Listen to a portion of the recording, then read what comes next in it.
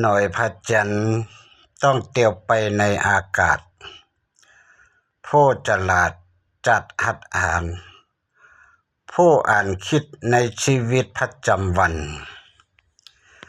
อันเราอยู่คิดไป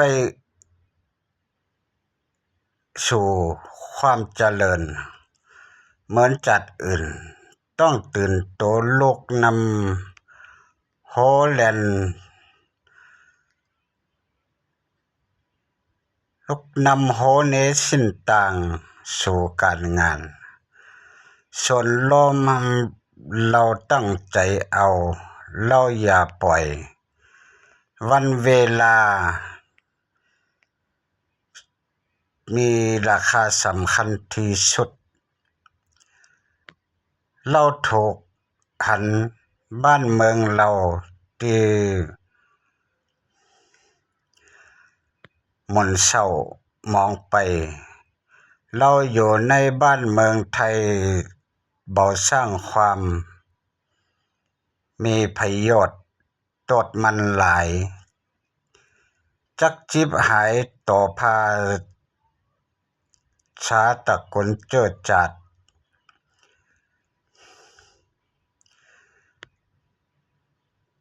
เจ้าเมืองแล้ว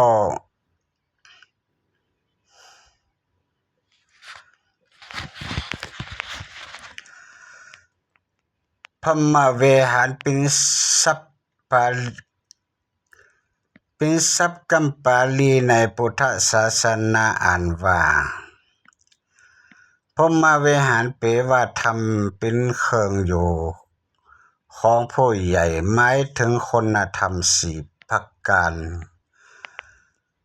ซึ่งคนที่เป็นผู้หลักผู้ใหญ่จักต้องมีไว้ในตนจึงจักเป็นที่เคารพนับถือของผู้น้อยและจักบ่เสียความเป็นผู้ใหญ่พรหมวิหารสีนั่นก็คือ1เมตตาความกรุณาความรักแปลงผู้น้อย2กรุณาความอีดูเมื่อเขาตกต่ำ3มุทิตาความมีใจเมื่อความดีใจเมื่อผู้น้อยได้ดี4อุเบกขาการวางตัวเป็นกลางในเวลาเมื่อต้องรักษาความยุติธรรมผู้ที่ขาดเมตตาเป็นรากเหง้าของจิตใจมักจักเป็นคนใจร้ายมีโทสะขาดสติใจกำลังเขาตัดสินหลายกว่า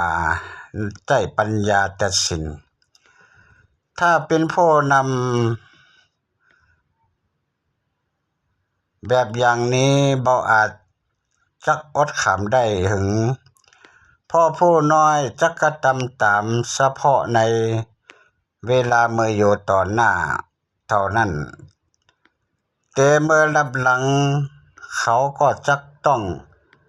ติเตียนและเนียนตาผู้ที่ขาดกรุณาเป็นรากเหง้าของจิตใจมักเป็นคนเห็นแก่ตัว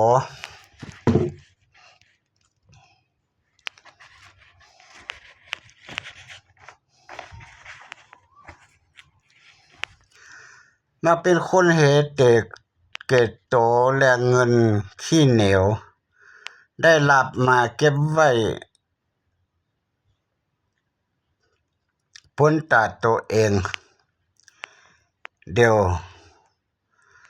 ได้บ่ยอมแบ่งให้ไผถ้าเป็นผู้นำก็บ่สามารถจักจงความรักขึ้นในใจของผู้น้อยได้ผู้ที่ขาดมุทิตาเป็นรากเหง้าของจิตใจมักเป็นคนใกล้อิจฉาคอยเปิ่นบ่ยอมส่งเสริมสู้คอยช่วยเหลือค ความดีของผู้อื่นแม้นแต่ผู้น้อยอยู่ในความปกครอง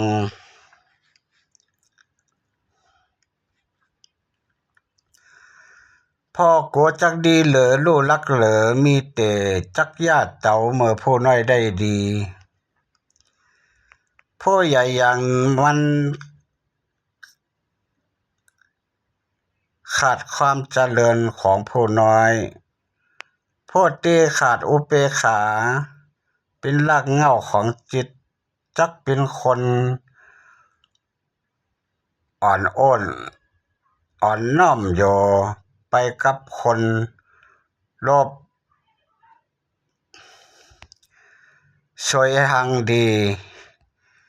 มีอามิตรสิ่งของเฮือตนหลายๆโยไกใกล้จำคนพระเศษ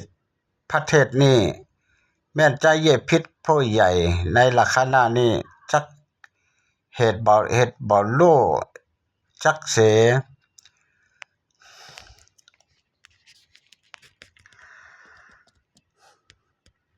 ในเพบเหมือนไม่รักปักกองทรายจักปกครองรักษาหมู่กันนะบ่ได้แต่ถ้าบ่ครบยำบ่ครบปอแม่ก็ใจได้อยู่ในหามานี่หามาหือมีครบเจแล้วด้วยสิ่ง